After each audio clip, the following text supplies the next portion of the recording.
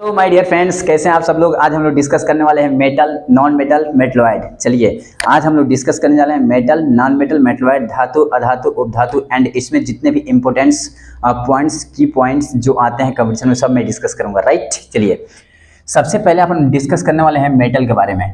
इसको हिंदी में बोलते हैं धातु। क्या बोलते हैं? धातु। सुनिए, इधर इंग्लिश में लिखा हूँ, इधर हिंदी में लिखा हूँ, पूरा कंप्लीट। ठीक, आपको क्या करना होगा कि मैं पूरा समझा दूंगा, फिर आपको इसको पूरा नोट कर लेना है। ठीक, it is very most important and this content is very important. Right ना, देखिए सबसे पहले बात आती है व्हाट इज मेटल। मेटल क्या होता है, धातु क्या होता है? तो ये बोलेंगे it is a pure substance which release loose electron and gain positive charge. यह एक प्योर सब्सटेंस होता है जो क्या करता है, इलेक्ट्रॉन को लूज करता है और अपने ऊपर पॉजिटिव चार्ज लाता है। इसे बोलते हैं मेटल। यानी जितने भी इस दुनिया में ऐसे प्योर सब्सटेंस हैं जिसे एलिमेंट्स, वो एलिमेंट क्या करते हैं, जो एलिमेंट क्या करते हैं, इलेक्ट्रॉन को क्या करते हैं, रिलीज करते हैं और उसके ऊपर पॉजिटिव चार्ज आता है, वो सब मेटल होते हैं। क्या? मेटल। कुछ एक्सेप्शन हो सकते हैं, वो मैं आगे बता दूंगा। ये सब मेटल्स हैं। राइट, मैंने क्या बोला, जो इलेक्ट्रॉन रिलीज करेगा उसके ऊपर पॉजिटिव चार्ज आएगा, वो क्या होगा, मेटल। राइट, इतना भी आप समझें, इससे ज़्यादा नहीं समझें। अब देखिए यहाँ पर लिखा हूँ which has ability to lose off free electrons is called metal.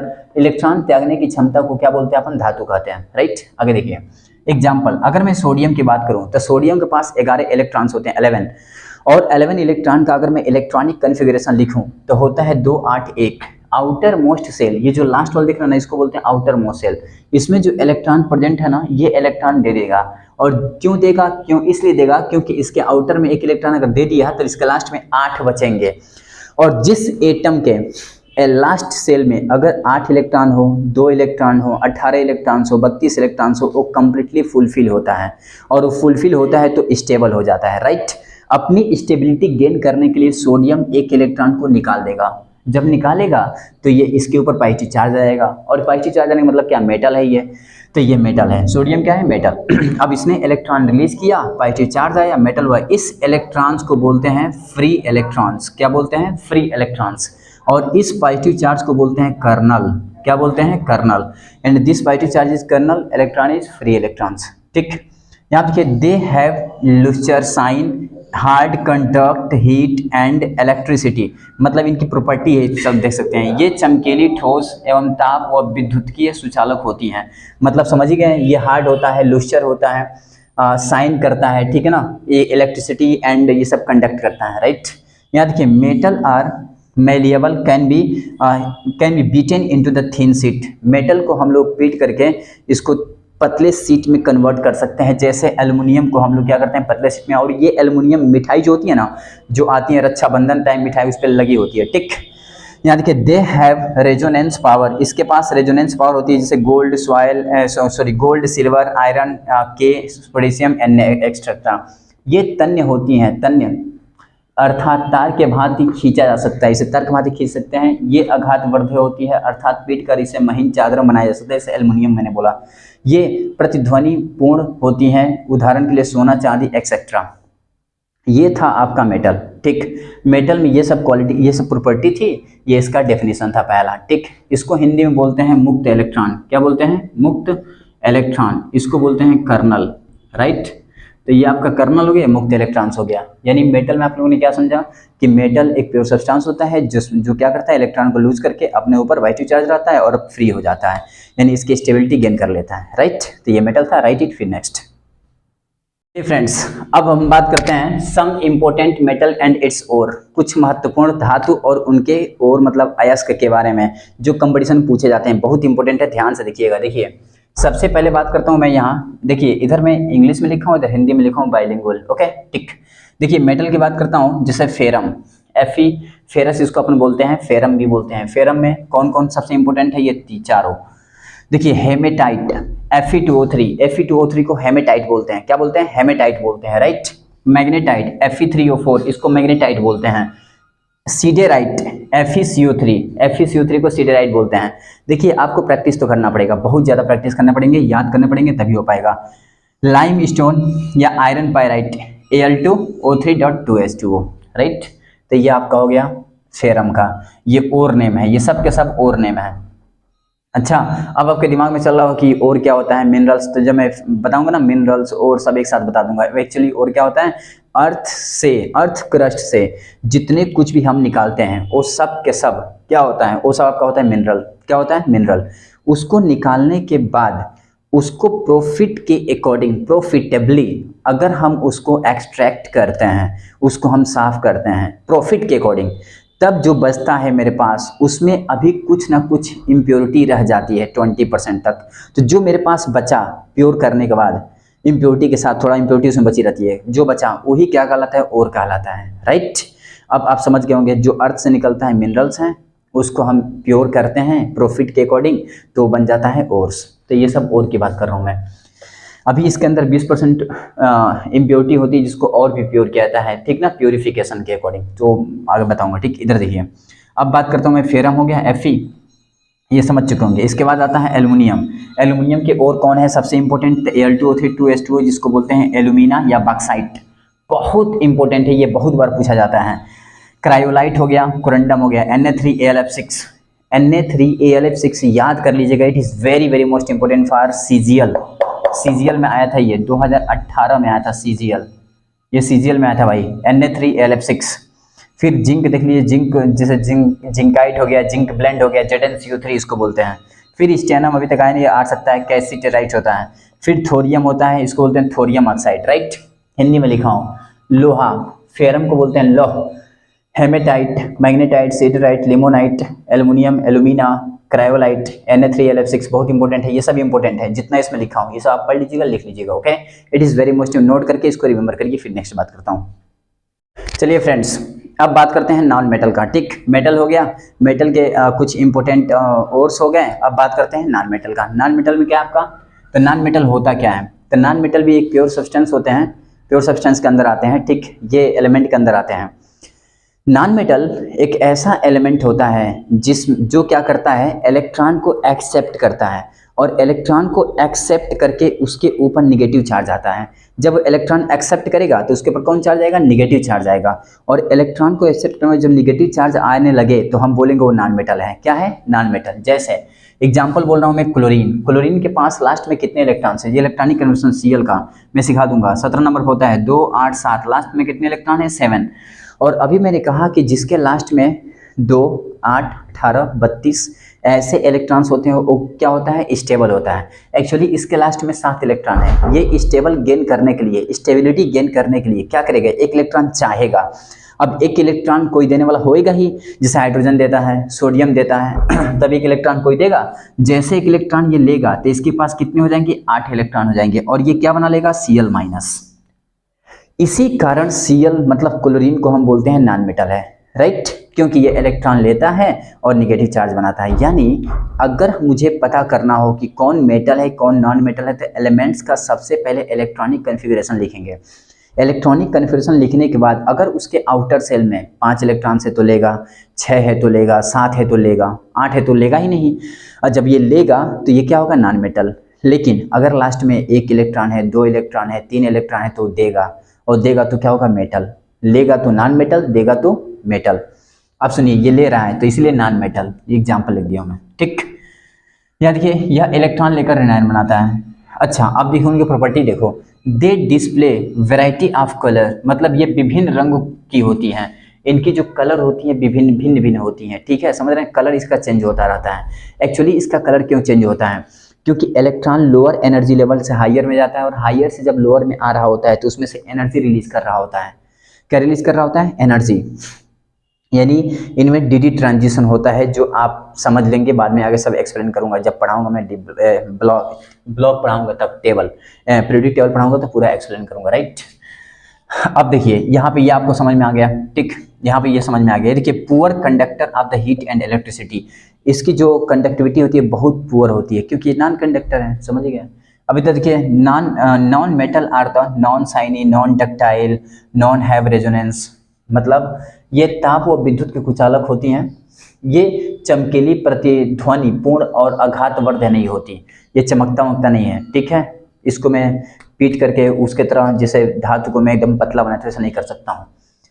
अब सुनिए, यहाँ पे ये सबसे most important point, bromine is a liquid non metal. Bromine जो होता है ये एक लिक्विड होता है और ये नॉन मेटल है। लिक्विड होने के बाद भी ब्रोमीन नॉन मेटल है, राइट, याद रखिएगा, ये भी आता है ऑन द स्पॉट। ब्रोमीन केवल द्रव अधातु है। अब कौन कौन से हैं जो नॉन मेटल? एग्जाम्पल सबसे मोस्ट इंपोर्टेंट कार्बन। कार्बन बहुत बार पूछता है कि कार्बन आपका नॉन मेटल है। कार्बन क्या है? Non metal. बहुत लड़के इसको मेटलॉइड बोल देते हैं। मेटलॉइड क्यों बोलते हैं? 6 इलेक्ट्रॉन होता है, 2 और 4, लास्ट में 4 है तो देगा भी और लेगा भी, ऐसा सोचते हैं और बोल देते हैं metalloid. This is not metalloid, this is a non metal. यानी कार्बन क्या है? Non metal. Right it. फिर नेक्स्ट। हेलो फ्रेंड्स, अभी हमने देखा मेटल, नॉन मेटल। अब बात करते हैं मेटलॉइड, उपधातु। क्या होता है मेटलॉइड? तो सुनिए मेटलॉइड क्या होता है। अगर मैं मेटलॉइड की बात करूं तो मेटल क्या करता था? इलेक्ट्रॉन देता था, पॉजिटिव चार्ज आता था। नॉन मेटल क्या करता था? इलेक्ट्रॉन लेता था, निगेटिव चार्ज आता था। मेटलॉइड क्या करता है?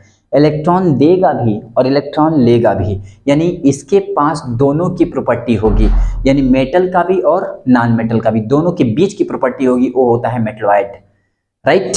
उसे बोलते हैं उपधातु। देखिए लिखा हूं मैं, metalloid is a chemical element with property of between the metal and non metal, दोनों के बीच। इसमें देखिए बोरॉन, सिलिकॉन, जर्मेनियम एग्जांपल्स हैं इसका मेटलॉइड का। कैसे? सिलिकॉन के लास्ट में 4 इलेक्ट्रॉन, क्यों 14 पे आता है, इसका इलेक्ट्रॉनिक कन्फिग्रेशन अपन लिखते हैं तो 2 8 4, लास्ट में 4 इलेक्ट्रॉन, और ये 4 इलेक्ट्रॉन दे भी सकता है और 4 इलेक्ट्रॉन ले भी सकता है। यही कारण है कि सिलिकॉन आपका क्या है? मेटलॉइड है, राइट। हिंदी में कुछ तत्व धातु अधातु के बीच के गुण को दर्शाते हैं, जिन्हें हम क्या कहते हैं? उपधातु कहते हैं, यू नो, यस। अब देखिए नीचे क्या लिखा हूं, 118 element are currently identify in this time 180 element identify. Okay, 118 तत्व अभी तक खोजे जा चुके हैं, जिसमें से 94 एलिमेंट्स ऐसे हैं जो नेचुरल हैं, जिसमें 94 एलिमेंट्स ऐसे हैं जो नेचुरली हैं, बट उसके बाद जितने भी एलिमेंट्स हैं वो सब आपका क्या है? आर्टिफिशियल, जो मैन मेड आदमी बनाए हैं, राइट। अब 11 एलिमेंट्स ऐसे हैं जो क्या है? गैस स्टेट में होते हैं at room temperature. Room temperature पे गैसेस स्टेट में होते हैं। और अगर मैं बात करूं ब्रोमीन और Hg मरकरी की, तो ये रूम टेम्परेचर पर लिक्विड स्टेट में होते हैं। बहुत इंपॉर्टेंट है, पूछता है लिक्विड स्टेट में कौन सा मेटल है जो लिक्विड स्टेट में होता है? तो mercury, Hg, right. Bromine non metal है, लिक्विड स्टेट में होता है रूम टेम्परेचर पे। अब देखिए गैलियम और caesium element are becomes liquid above temperature 300 room temperature. मतलब सुनिए, बोल रहा है कि अगर रूम टेम्परेचर की बात करूं तो इस पर मरकरी और ब्रोमीन लिक्विड स्टेट में होते हैं, बट 2 एलिमेंट ऐसे और भी हैं जो लिक्विड स्टेट में हो जाएंगे अगर रूम टेम्परेचर से ज़्यादा टेम्परेचर उसको क्या दिया जाए, थोड़ा मतलब ज़्यादा टेम्परेचर हो तो, जैसे 303 केल्विन पे। कौन? तो गैलियम और सीजियम। गैलियम और सीजियम रूम टेम्परेचर ज़्यादा टेम्परेचर पे, थोड़ा सा 303 केल्विन पे, ये लिक्विड होते हैं, राइट। हिंदी में देखिए, अभी तक 118 तत्व खोजी जा चुकी है, जिसमें 94 प्राकृतिक और शेष मानव निर्मित है। 11 तत्व कमरे के ताप पर गैस हैं। पारा व ब्रोमीन कमरे के ताप पर द्रव हैं। गैलियम और सीजियम कमरे के ताप से अधिक ताप पर द्रव अवस्था में आ जाते हैं, right. It is very most important, right it. फिर नेक्स्ट फ्रेंड्स, अब बात करते हैं एल्लोय का। मेटल हो गया, नॉन मेटल हो गया, मेटलॉइड हो गया। अब बात करते हैं एल्लोय का। It is very most important. मैं सीक्वेंस वाइज बताते जाऊंगा हर एक चीज़, ध्यान से पढ़िएगा, इसे लिखिएगा, रिमेंबर करिएगा, फिर जो भी न्यूमेरिकल बताऊंगा इसके बाद इजीली सॉल्व होंगे। देखिए एल्लोय की बात करता हूँ, मिश्र धातु, इसको हिंदी में बोलते हैं मिश्र धातु, एल्लोय इंग्लिश में। क्या होता है? Alloy are the homogeneous mixture of the metal can not be separated into element by any physical method. सुनिए मेटलॉइड एल्लोय क्या होता है? It is a homogeneous mixture. यह एक होमोजीनियस मिक्सचर होता है। होमोजीनियस मिक्सचर क्या होता है? ऐसा मिक्सचर जिसमें दो या दो से अधिक सब्सटेंस कंप्लीट रूप से मिक्स हो जाते हैं, उसे बोलते हैं होमोजीनियस मिक्सचर। यानी यह एक होमोजीनियस मिक्सचर है जिसमें 2 या 2 से अधिक मेटल एक दूसरे में क्या हो गए हैं? मिक्स हो गए हैं, और मिक्स हो करके तब ये बना है, तो इसे बोलते हैं अपन होमोजीनियस मिक्सचर। और इस होमोजीनियस मिक्सचर को हम फिजिकली सेपरेट नहीं कर सकते हैं, और मैं इसके पहले वाले लेक्चर में सब में बताया हूं कि फिजिकली कैसे सेपरेट करते हैं। 8 मेथड्स बताया था मैंने, पूरा लेक्चर पढ़िएगा समझ में आ जाएगा। उसको बोलते हैं फिजिकली सेपरेशन मेथड मिक्सचर का, टिक। और यहाँ पे इसको हम फिजिकली सेपरेट नहीं कर सकते हैं, मतलब अगर मैं एलओआई बना दूं तो एलओआई के जो एलिमेंट दो से अधिक मिलकर बने हैं उन एलिमेंट को अलग अलग ऑब्टेन नहीं कर सकता हूं फिजिकली रूप से। आगे देखिए कुछ इंपॉर्टेंट एलओआई जिसके कंपोजिशन डायरेक्ट वे में आते हैं बोर्ड इसमें कंपटीशन एग्जाम्स में। जैसे मान लीजिए ब्रास, पीतल की बात करता हूं, पीतल देखेंगे आप। ब्रास जो होता है इसमें कापर होता है 60 से 80%। कापर कितना होता है 60 to 80%। जिंक कितना होता है 20 to 40%। It is very most important and it's use क्या है टू मेक बुलेट, करतूस बनाने में, इससे करतूस बनता है। ठीक, और भी बहुत सारी यूज है बर्तन बनाने में, पॉट बनाने में, समझ गए ना, बहुत सारे वेसल्स।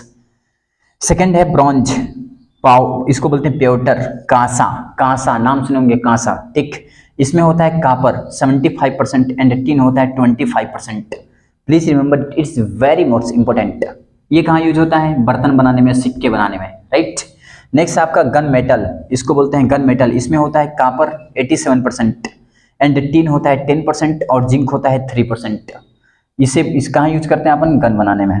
नेक्स्ट जर्मन सिल्वर, बहुत इंपॉर्टेंट है। इसमें कापर होता है 50%, जिंक 25%, निकल 25%। यूज होता है बर्तन बनाने में। यहाँ देखिए ये अधातुओं के समांगी मिश्रण होते हैं, ये धातुओं के समांगी मिश्रण होते हैं जिन्हें भौतिक क्रिया द्वारा अवयवों के पृथक नहीं किया जा सकता है एलिमेंट को, राइट। तो ये रहा आपका एलओआई और ये कुछ इंपॉर्टेंट एलओआई और उनके composition. It is very most important, right it फिर नेक्स्ट। फ्रेंड्स अब बात करते हैं कुछ इंपॉर्टेंट गैस जो हमारे डेली लाइफ में यूज होते हैं, राइट।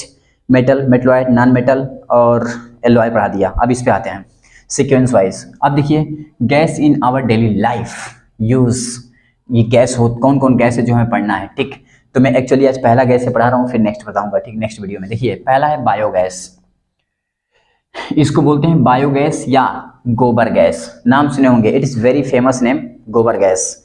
बायोगैस क्या होता है, biogas is a gas produced by reaction of microbes on residual organism and plant waste, dead remains, sewage waste, biodegradable waste. It is produced by fermentation, मतलब जीवों के अवशिष्ट, पौधों के मृत अवशेषों पर सूक्ष्म जीवों की क्रिया द्वारा निर्मित गैस बायोगैस कहलाती है। प्लांट हो गया, जैसे जितने आपके जीव जंतु हैं जो गोबर होता है, भैंस के गोबर, वो सब क्या होते हैं, सड़ जाते हैं ना सब। इसमें बहुत सारे छोटे छोटे कीटाणु हो जाते हैं और ये क्या होता है, इनको हम क्या करते हैं, एक नीचे गड्ढा खोद करके उसमें डाल देते हैं और डालने के बाद इससे हम लोग चाहें तो गोबर गैस बना सकते हैं सड़ा करके। इसको सड़ाते हैं जिसको बोलते हैं फर्मेंटेशन, सड़ाना, ठीक, किण्वन करना। और इसको किण्वन करके फर्मेंट करके हम क्या करते हैं, इसमें से लाइट जनरेट कर सकते हैं। इसमें गैस प्रोड्यूस होती है। जो गैस प्रोड्यूस होती है वो गैस कौन सी होती है, तो वो गैस होती है CH4 methane 60%। It is very most important. CH4 जो क्या करती है, ज्वलन होती है। अच्छा CH4 का नाम क्या है, इसी को बोलते हैं मार्स गैस। क्या बोलते हैं, मार्स गैस। कई बार पूछा जाता है कि मार्स गैस इज CH4, इसी को बोलते हैं फायर गैस। क्या बोलते हैं, फायर गैस, क्योंकि ये ज्वलन गैस होती है, ये बहुत तेजी से जलती है, ठीक, इसी को बोलते हैं फायर गैस। अच्छा इसमें CO2 होता है 10%, N2, H2, NH3, H2S, H2, O2 30% होते हैं। तो ये आपका होता है क्या, बायोगैस। यानी बायोगैस में इतने पाए जाते हैं गैस, जिसको आपको रिमेंबर करना होगा, जिसमें सबसे ज़्यादा CH4 मीथेन होता है और इसे फायर गैस और मार्स गैस कहते हैं, राइट। और ये जितने भी आप बता दिया ना मैंने, गोबर वोबर इन सबको सड़ा करके बनाया जाता है, वही सब इसमें लिखा है, ठीक। नीचे देखिए, biogas is a renewable source of energy. गोबर गैस ऊर्जा का नवीनीकरण स्रोत है। ये कौन सा स्रोत है, नवीनीकरण, रिन्यूएबल सोर्स ऑफ एनर्जी है। सोर्स ऑफ एनर्जी दो होते हैं, रिन्यूएबल एक नॉन रिन्यूएबल, ठीक। रिन्यूएबल क्या होता है, जिसे रिन्यूएबल मतलब जिसको फिर हम बना सकते हैं, नॉन रिन्यूएबल जिसे फिर हम नहीं बना सकते हैं, राइट। तो ये रिन्यूएबल सोर्स है। It is very most important, right it. फिर नेक्स्ट वीडियो में कल लाऊंगा, ठीक है। आज इतना ही, ठीक, ओके।